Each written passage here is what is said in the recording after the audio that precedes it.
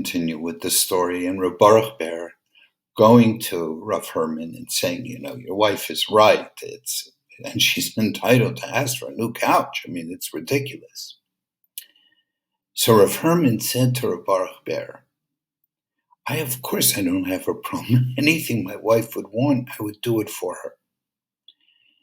But understand that when a very poor person comes into my house and his clothes are dirty and, he stinks or his shoes are torn, if it's a new couch, he won't sit down. He certainly won't sit down and feel comfortable. And is it worth changing the couch if all of a sudden people are going to come to the house, look at the couch and feel not 100% comfortable sitting on the couch? Can't do it.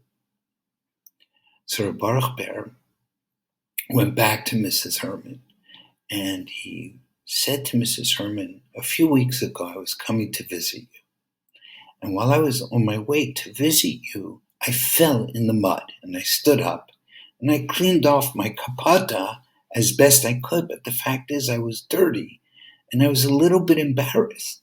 But when I walked into your house and I saw that horrible schleppy couch, I said, you know what? It's okay. I don't need to feel uncomfortable. And I plopped down on the couch because it didn't matter how dirty I was. It was okay on that couch.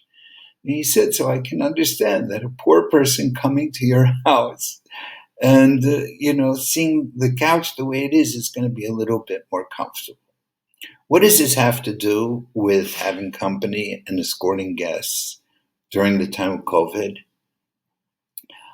It may not be a bad idea to if I'm going to do hachnasas archim on, as has been suggested by Rabbis Zener and Rabbi Cohn in other videos during this time of COVID, it's a wonderful thing.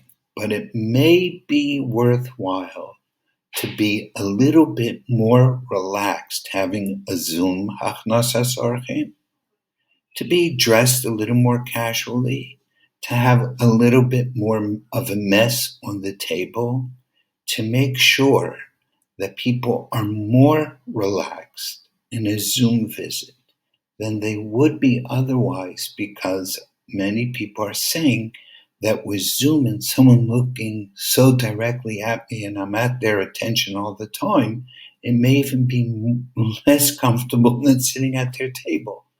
So perhaps what we can do is this extra step of comfort and make sure that we're less formal, more casual than usual in a Zoom shared meal or a Zoom shared coffee.